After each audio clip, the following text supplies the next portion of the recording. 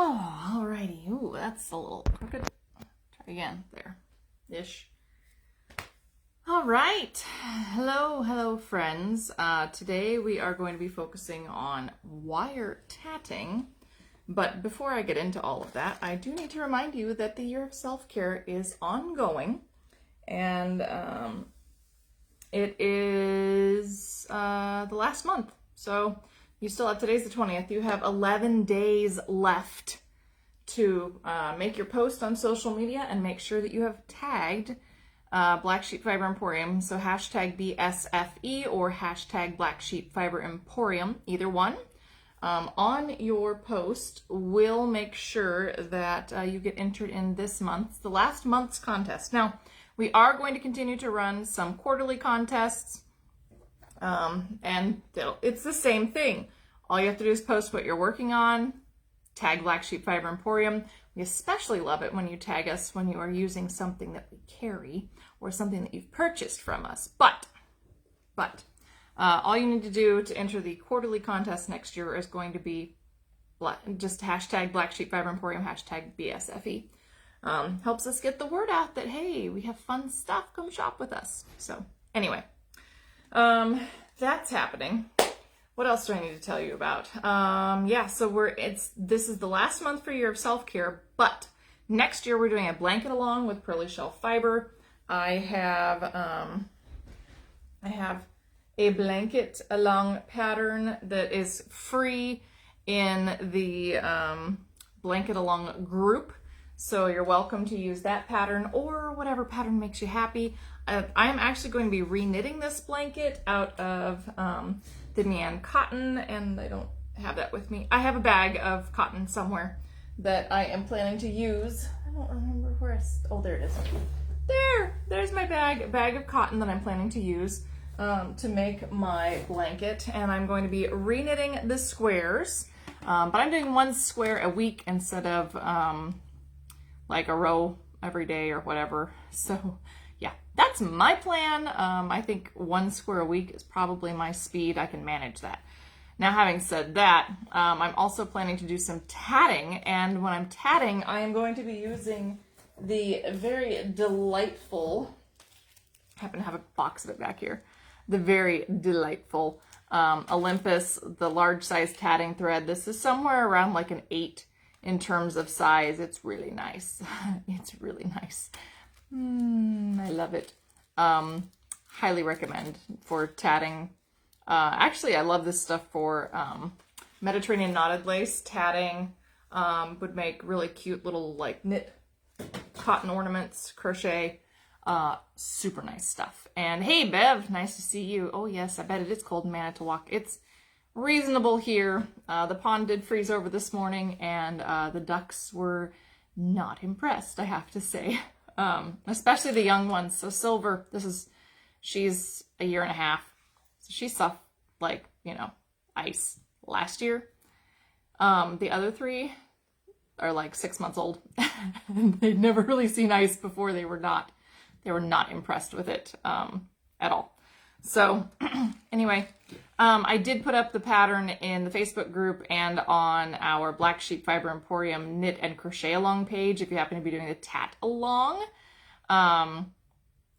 And oh, thanks. I haven't had my hair done in months, so it's looking a little, you can see where I had my color done last. And my ends anyway. It's so long that it's so heavy. If I keep it up, I get headaches. It's terrible. Anyway, so where was I? Blanket along. Oh yeah, so I posted the tatting pattern that I came up with to both the Facebook group and on the website, so you can go check that out there if you want to tat along, or even if you just want to play and, just have a little free tatting pattern to, play with for a little bit. So that's all available. I'm also working on several other patterns that I've recently released or am getting ready to release. So I have a shrug pattern and a shawl that I did in collaboration with Pearly Shell. And then I also have a sweater pattern, my hand spun sweater pattern, which is finally ready to go thanks to a push from my friend Shannon. So I'm looking for testers for that one. Anyway, all kinds of fun stuff going on. But if you are here for the wire tatting, I suppose it's time to get into that. Now, just some caveats about wire tatting, and I do have a little bit still kind of wound up here. Wire tatting will never look as good as like thread tatting. It's never going to be as tidy. It's never going to be as pretty. It just is what it is. And there's nothing wrong with it. It just is what it is because you're tatting with wire. Now I can say that if you use a little finer gauge wire that you are going to approximate more of what the tatting stitches look like as opposed to if you use a heavier gauge wire. And I usually use somewhere around like a 30. You can use 26 or 28. You can use something as fine as like 32. If you go too fine, it breaks too easy. And if you go too thick, it's too hard to pull into shape. So just some caveats there. I am actually testing out some of the wire. We've been talking about bringing some little dabs of wire in to play with. The nice thing is that you can hide your ends really easily with the wire tatting. You don't really have to like knot it like you do with the cotton thread. So that's nice. The other thing is that when it comes to, ooh, hang on. I have my little findings are escaping. When it comes to wire tatting, you really do need a bobbin shuttle. It's not that you can't use the other shuttles, it's just that it will put a lot of stress on your wire. So I really, really recommend using an Airlit or an Aero shuttle because these guys are going to be a lot better for wire tatting. You can remove your bobbin and load it, then put it back in. It puts a lot less stress on the wire and you don't have the break points that you do with a regular tatting shuttle or even the Dreamlets. Like this is, you really need a removable bobbin tatting shuttle without a post. So anyway, just gonna say that. Very important for this. And this is actually one I decorated. I think it's pretty cute. So anyway. All right. Let me, oh, I was gonna show you this too. One more thing. Since we're talking tatting today, the new Sumi book came in. It's really adorable because everything that she does is super adorable. And look at these really cute little baskets. I love the little baskets back here. It's kind of a way to do like 2D, 3D tatting. But super cute little baskets. Anyway, so I have like 3 copies of this book. I will sell my copy because I haven't really gotten into it yet. If you want one, but we have 3 copies of this book in the US ready to go out. So just throwing that out there. Super cute. Super cute. All right. Now I'm going to grab my other arm here and we'll put the camera in it and try to do some wire tatting. Okay. So let's see if I can get this in. Okay. So here we go. This is actually one of the cases that I have used. I bought this at Joann a long time ago. When I first learned wire tatting, I took a course from Carolyn Ringy, and she gave us as part of the course, you'll notice very similar, a little box with all of our items in it that we would need. So you see Kelly's wire tatting. She put that on there. I never took it off. Anyway, and I happened to, when I was going through, I was looking for other things. So I actually have sterling silver wire in here. I have used the 30 gauge dead soft sterling silver wire to tat and knit with some like fine jewelry, and that's why I have the dyed pearls and some beads and some findings in here. So you can actually use wire tatting in this way. Let me see if I can find some examples of, oh good, I need all of these too. So you do need some tools when you are doing wire tatting. There's another. Okay. Let me see if I've got this. So here are some examples of wire tatting. This one will be a little hard to see. That's a white one. There's butterfly. Here's an unpressed flower. I have some of those in here just because. There's another cute little butterfly. Butterfly. Wire tatting is not super popular, but it is somewhat popular. So here's this is just a little spray of flowers that you can twist using beads, and so they kind of make a nice backdrop to some of the stuff you're working on. So anyway, here's some little examples of wire tatting. There are some things that you need if you're going to be wire tatting. You do need little nippers like this for cutting your wire. It's also helpful to have smooth pliers like this. And then I also like to have these guys. And the reason that you want these flat nose pliers, smooth flat nose pliers, yes, Kathy, it is because, and here's a nice unpressed flower so I can do it.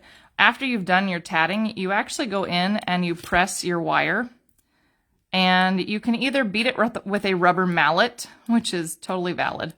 But I don't have a rubber mallet right now, so I'm going to show you like this, or you press it with these smooth flat pliers. So you'll notice on the wire tatting that the finer wire does look more like thread tatting. The larger wire does not. It's much more open. And this is, just a little throw off. Like you can see, I was practicing picots because they're all different sizes here. These are a little bit better. These are actually a lot better. They're more consistent in size. But when you press this, then it helps the wire to flatten and look more like tatting does. So that's why it's important to have these tools. It's also nice. These little nippers are really nice. These are not the side cuts. These are, I forget what these are called. But these are really nice because you do want to, nip your wire off. You do not want to cut it with scissors. So important things to have. Definitely got to have your tools so that these guys, all of my little wire tatting tools here. Like I said, you do need to make sure that you have the bobbin-based shuttles. And yes, I decorated this one too. This one has cacti on it. That one amused me a lot. And then it's also nice. These are kind of harder to come by, but this is actually a bone awl. That's AWL. And you use these bone awls for adjusting the wire and pulling out the loops on your picots. And the reason that it's nice, you can use a wood one as well. The bone is just a little sturdier than a wood one. But the reason that you want to do this is because your picots kind of look trashy, as you can see. Where's my little sample? On this one, until you have gone in, we'll fix this one, with a bone awl and fixed it. See how different the picots look that I've rounded out with my bone awl versus the ones that I haven't? These look much tidier and much nicer. So that's the difference right there, is having my little bone awl to go in and fix my picots. Look how much nicer that looks, just with a little adjustment from the bone awl, just like that. So anyway, also very nice to have. Some other good things to have around, which I will dig out of here, are that's just cheap emery board. You can use these for several things. So one of the things that Carolyn does is she actually cuts the end off and sands the end down on her Aero shuttles, which we could do with the Airlits as well. I just have chosen not to do it because this makes the shuttle a little smaller and it's easier to fit through the gap when you are wire tatting. So that's one thing. Another thing that's really nice to have, yeah, that's right, Band-Aids, because wire tatting pulls on your fingers. And so sometimes what I do, if I know I'm making a big piece especially, is I will go ahead and I will wrap a Band-Aid here and sometimes here on my fingers so that as I'm holding my wire open and I'm working my wire, that it doesn't cut into my fingers. So Band-Aids. This right here, this would be an example of one of the wood awls, and that one again is the bone awl. So All right. Let me see if I can adjust this down and try to keep my hands in the frame. So let's say that we want to make anything. Let me see. I've got enough on here. So if we're going to do a ring, hopefully I've got just enough on here to do it. So here I have, you know, it's the same motions. You set up just like you would for regular tatting.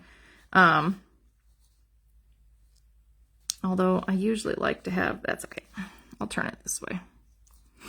Come on. There we go.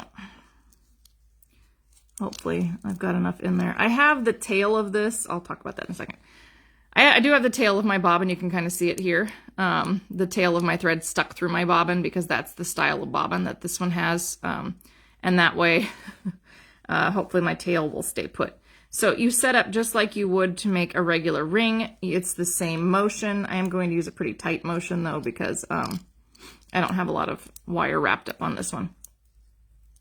But part of the problem is that you are trying to keep some of the twist out of, let me untwist this a little bit, the twist out of your wire.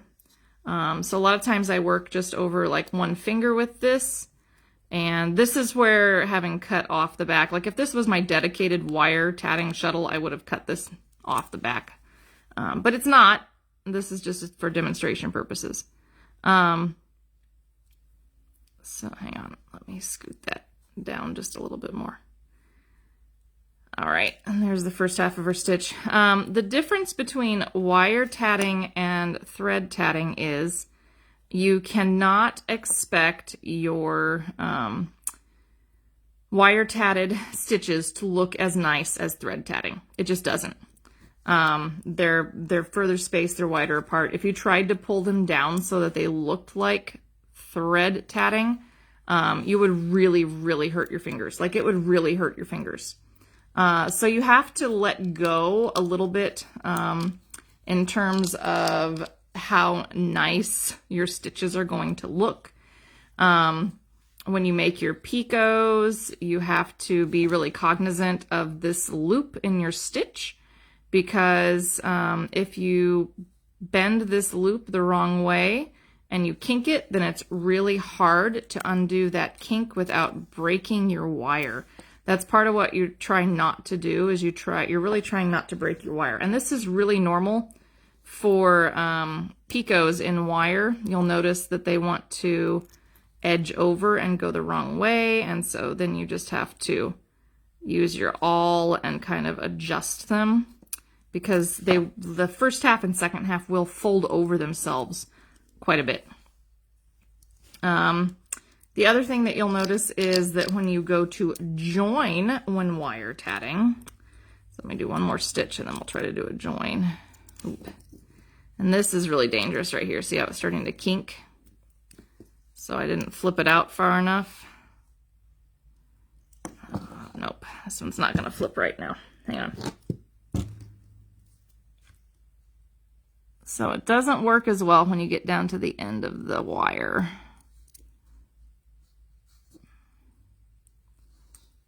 Although I appreciate, this is a coated wire, and sometimes that's a good thing and sometimes that's a bad thing. But the coated wire doesn't seem to kink and break quite as badly as the non-coated wire. Of course, if you're going to be working in like sterling silver or something, then that's just, oop, I went the wrong way. That's just going to kink. So you just have to be careful with it. Okay, come on. Relax this hand. Come on, baby. You cannot force it as easily as you can with thread tatting as well, because this is wire, so it just doesn't force nicely. Okay. Now I've taken the whole thing off my shuttle, so we'll see. Come on.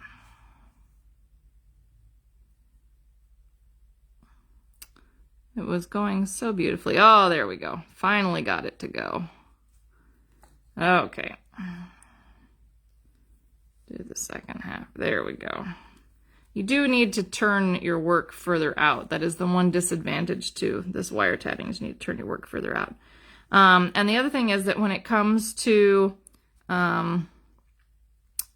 doing joins, you have to be really careful. You can't just go in with your hook and grab your wire and pull it through and without paying attention to the kinkiness. See how this is already trying to kink where I grabbed it? And usually I would have this, of course, on my shuttle, and so I'd have to have this large enough to shove my shuttle through, but since this is the end of my wire, I'll just pull this through.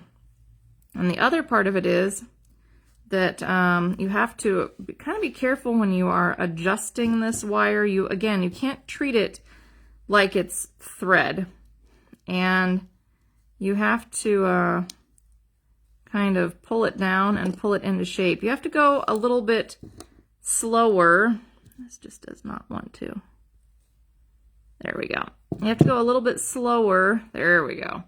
With the wire tatting than you do with your thread tatting, because you really have to pay attention to the shapes and the angles of your stitches as you're making them. There. All right. So I'm going to use just my tail. Turn this a little further out. Now the one nice thing is, if you do break your tatting, then you can just twist your tail ends together, so it's really easy to adjust them. Let's make another picot. And you'll notice again that that first stitch wants to cross over the second stitch all the time. And usually I would just wait until the end to go back and fix these, but I'll show you what I do. And you make like one more stitch in here, maybe two. I'm trying to be really careful with this.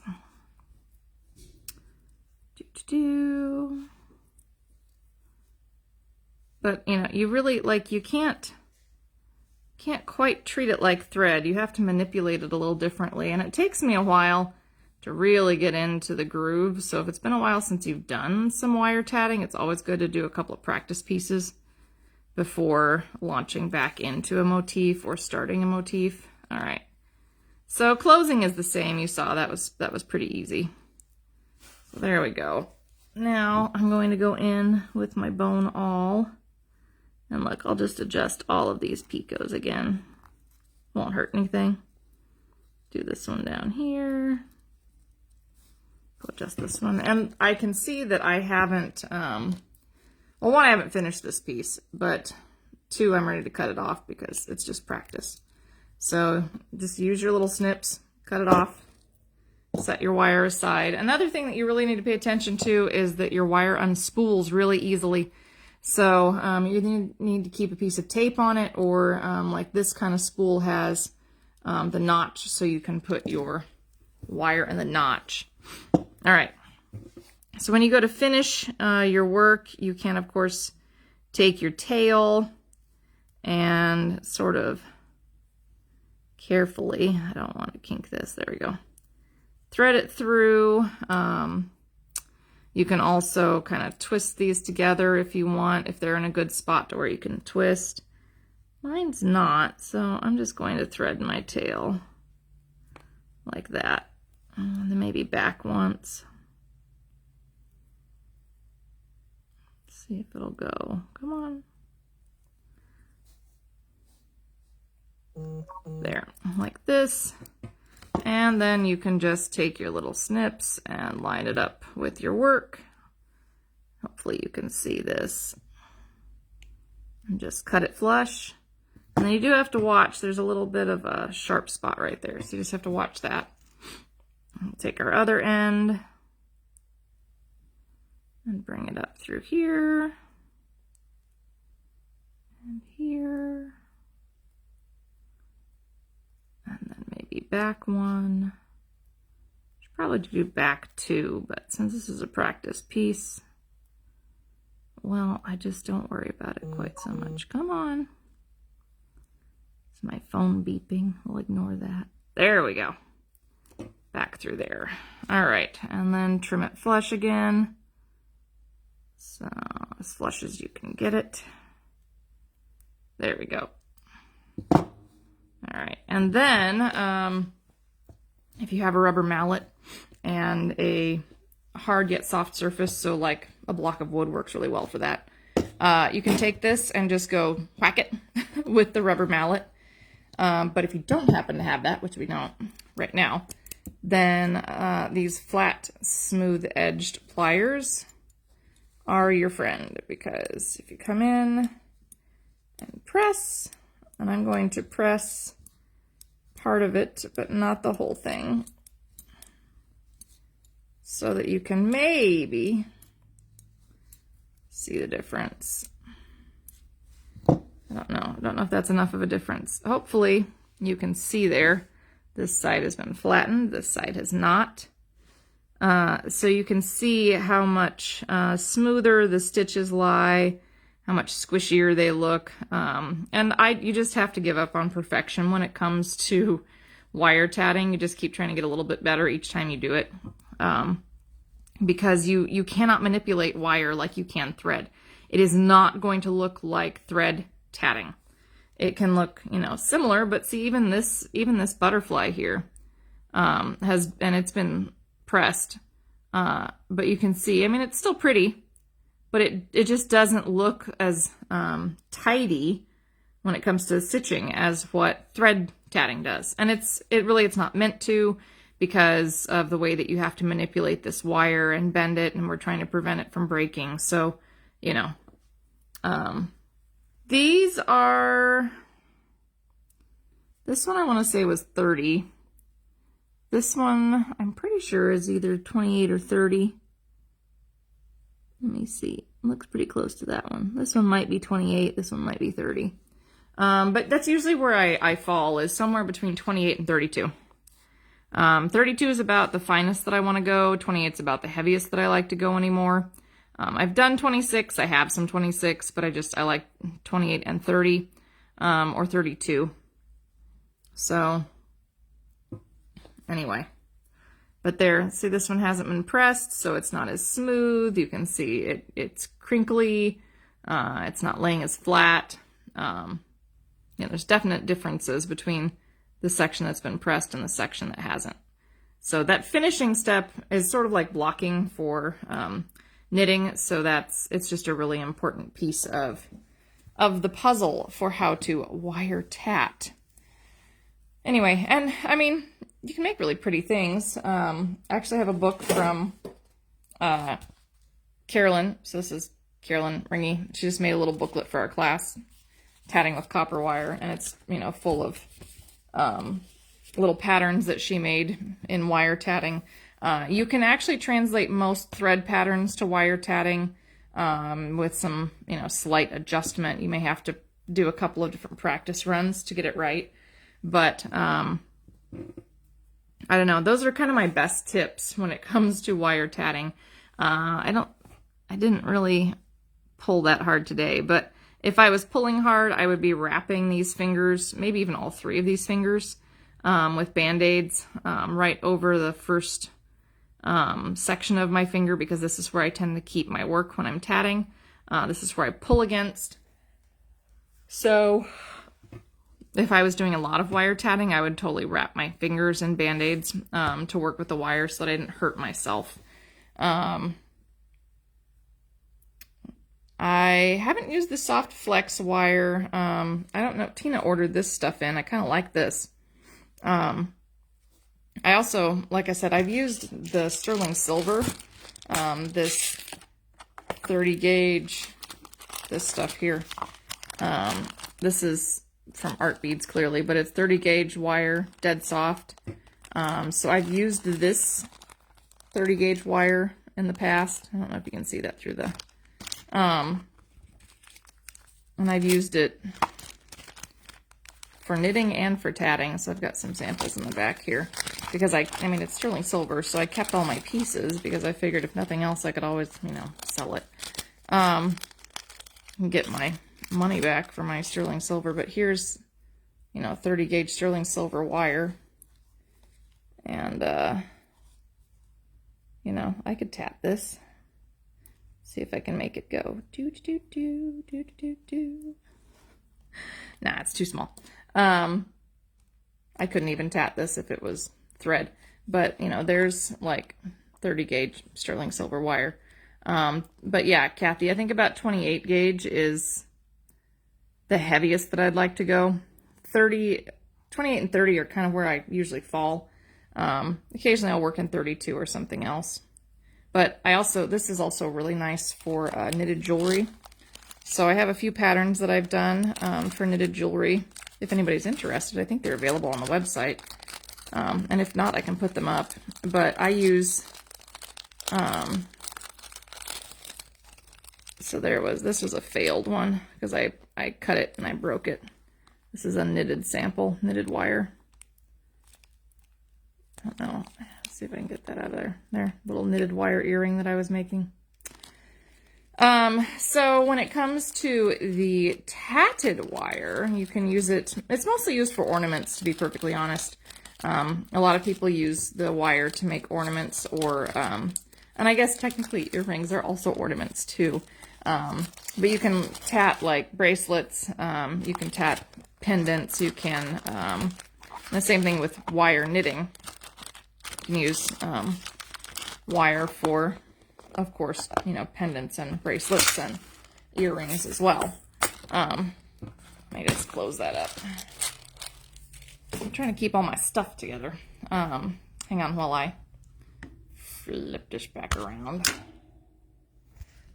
Anyway, yeah, so you can use your wire tatting for jewelry of all kinds. So, you know, knitting, or excuse me, like pendants, earrings, bracelets, what have you. You can also, of course, do ornaments. A lot of people do ornaments. That's the big thing. Or they'll make like wire nativities, that kind of thing, when it comes to the tatting. So, I don't know where I was going with that. I had something I was going to say about it. But anyway, wire tatting is fun. It's not something that I do all the time. It's not something that I would want to do all the time because it is hard on your hands. Like wire tatting is hard on your hands. It just is. But it is fun to know how to do it, and it's fun to play with, especially if you wanted to, you know, next year make a bunch of ornaments and send them off to people. These are very lightweight. They're small. They'll survive just like a tatted thread ornament would in, you know, a card. And you could ship these to friends and family for not a lot of money, but it's a little handmade gift item, right? Anyway. Hang on while I put more stuff away. There we go. And I'm good. I'm glad that I cleaned this one off. I should clean this other one off too. I do like my wire tatting. The biggest problem, like I said, is when you kink your wire. Kinking the wire is really bad. That's when you go in and you kink it like so much that let's see if I can kink it a lot. There we go. You kink it like really sharp, and then you try to pull this back out, and this kink, you know, probably is going to be stuck in there. And not only that, but every time you go back in and try to use that section, it's going to put more stress on your wire, and it's going to break.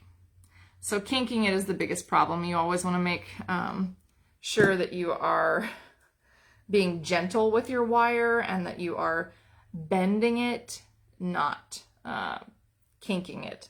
So those are the big things. I do like this stuff. This might be 28. I'm not sure, Kathy. It's nice stuff though. It's coated. So it's colored and then coated. It's got like a little plastic coating on the outside. So it's a little softer on your hands. I don't know where Tina found this, but Tina found it, so we could ask her. Because we were going to carry this in the shop so that we could do, you know, fun little like tatting stuff with it. And it works nicely, so I have no issues bringing some in. Anyway, yeah, so that's tatting, wire tatting, some of my best tips for wire tatting, some of the differences between wire tatting and thread tatting, and some of the struggles that you may encounter. Wednesday, we are going to be sewing. I don't know if probably quilting. I cut like,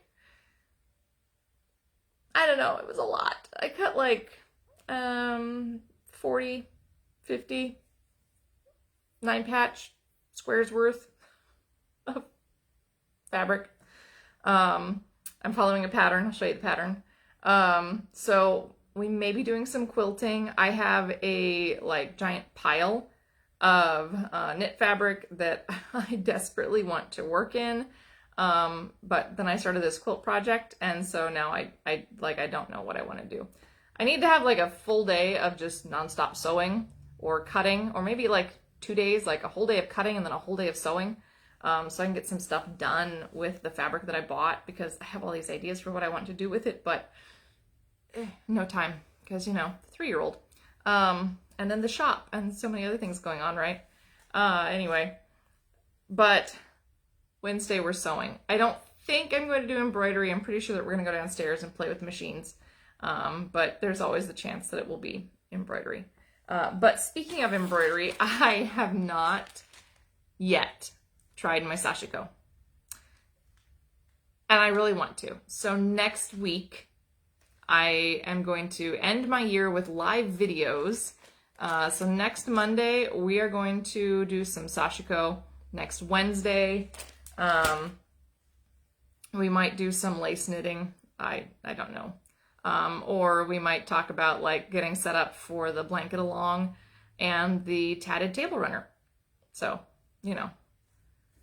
that's it. That's the plan for next week. Now, I do have a slightly serious thing to talk about, and that is, I love doing my live videos, but it's getting a little bit harder because Ina has stopped taking as long a nap, and it's getting hard to get her to take a nap when I need her to so that I can do my live videos. So I think starting in January that I'm going to go to pre-recorded videos, which I will post here on Facebook. I'll occasionally pop on and still do a live, but we'll probably have more Ina in the background because she's just, she's getting to that age. So that's kind of like some changes coming up. We are going to be seeing less live videos and more pre-recorded videos because that's kind of what needs to happen for me. But you guys can help me out by making sure that you have subscribed to our YouTube channel, that you have followed and liked our Facebook page, that you have followed our Instagram channel and our TikTok channel, so that as I post things and as Tina posts things, that you get notified so that you can go watch them, you can share them with your friends. I will tell you, I've been watching all of Tina's Advent videos, but I don't have a ton of time. So I've been putting them on the double speed playback. And it's okay if you do that. Totally fine if you do that. And you can even do that to my videos on YouTube as well. You can go up to the 3 dots and do the settings and do playback speed 2x or 1.5x, and that way you can get through the videos a little bit faster. But anyway, I will continue to focus on everything that we've been talking about in all of the live videos for the last year and a half. Can you believe it's been that long? Like, I started these, I think, in March or April of 2020. And here we are at December 2021. And I've been doing like 2 or 3 videos a week ever since. It's a lot of videos. It's a lot of videos. But I will continue to focus on all of the fun things that we do here. So we'll keep having knitting and tatting and spinning and weaving and Mediterranean knotted lace and sewing, and I'll keep putting up all of the fun things. I'll demonstrate things that come in, like here, I got most of it done, like the little woven square on the Clover mini looms, and we'll keep doing fun stuff like sashiko. So anyway, just kind of a heads up for what's going to happen in the next couple of weeks. I have a live video Wednesday. We're going to finish out the year with, 2 more live videos next week. I'll put those events up so you can follow them.